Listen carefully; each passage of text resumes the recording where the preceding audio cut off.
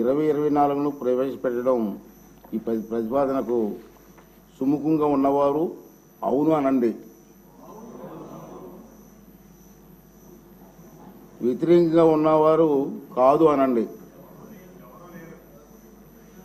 అవునన్నారు అవునన్న వారు అధికంగా ఉన్నారు కాబట్టి ప్రతిపాదన ఆమోదించబడింది. బిల్లు సభలో ప్రవేశపెట్టబడింది. రెండవది,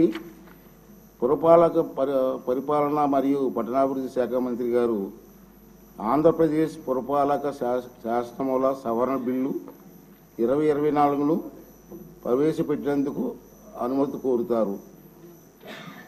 అధ్యక్ష, I beg to move for leave to introduce the Andhra Pradesh Municipal Laws Amendment Bill 2024. మంత్రి గారి ప్రతిపాదన సభా సమక్షంలో ఉంది. ఇప్పుడు విషయం ఏమిటంటే ఆంధ్రప్రదేశ్ పురపాలక శాసనముల సవరణ బిల్లు 2024ను ప్రవేశపెట్టడం. ఈ ప్రతిపాదనకు సుముఖంగా ఉన్నవారు అవును అనండి. వ్యతిరేకంగా ఉన్నవారు కాదు అనండి. అవునన్నవారు అధికంగా ఉన్నారు కాబట్టి ప్రతిపాదన ఆమోదించడమైనది. ఈ బిల్లు సభలో ప్రవేశపెట్టబడింది. ఆర్థిక శాఖ మార్పులు.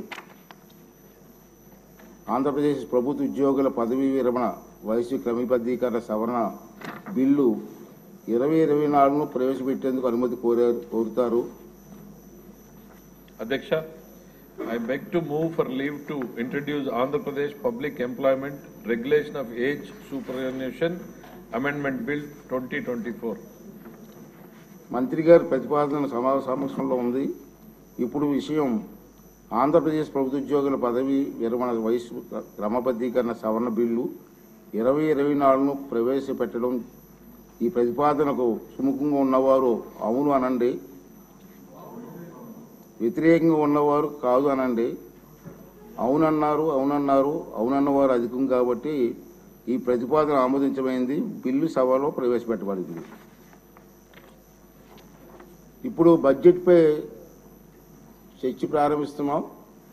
దీంట్లో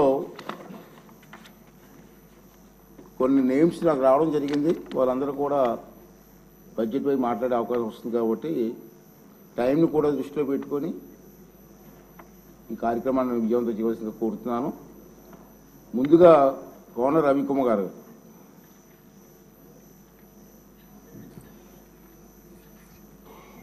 అధ్యక్ష, ఆంధ్రప్రదేశ్ రాష్ట్ర 24-25 ఈ ఆర్థిక సంవత్సరానికి సంబంధించి బడ్జెట్ పైన మాట్లాడే అవకాశం ముందుగా నాకు కల్పించినందుకు మీకు ధన్యవాదాలు తెలుపుతూ, అధ్యక్ష, ఈ సభ ద్వారా రాష్ట్ర ప్రజానీకానికి కొన్ని విషయాలు ముందుంచాల్సినటువంటి అవసరం ఉంది. అధ్యక్ష, 2014 జూన్ నెలలో ఉమ్మడి ఆంధ్రప్రదేశ్గా ఉన్నటువంటి ఆంధ్రప్రదేశ్ రాష్ట్రాన్ని ఆనాడు అన్యాయంగాను అశాస్త్రీయంగాను విభజించడం వలన, అప్రజాస్వామికంగా ఆనాడు కేంద్రంలో ఉన్నటువంటి ప్రభుత్వం ఈ రాష్ట్రాన్ని విభజించడం వలన ఒక శాశ్వతమైనటువంటి రాజధాని కూడా లేకుండా ఈ రాజధానిని విభజించినటువంటి పరిస్థితుల్లో ఆంధ్రప్రదేశ్ రాష్ట్రం కొత్తగా ఏర్పడిన తర్వాత చూస్తే పూర్తి సంక్షోభంలో కూరుకుపోయినటువంటి సందర్భం ఆనాటిది.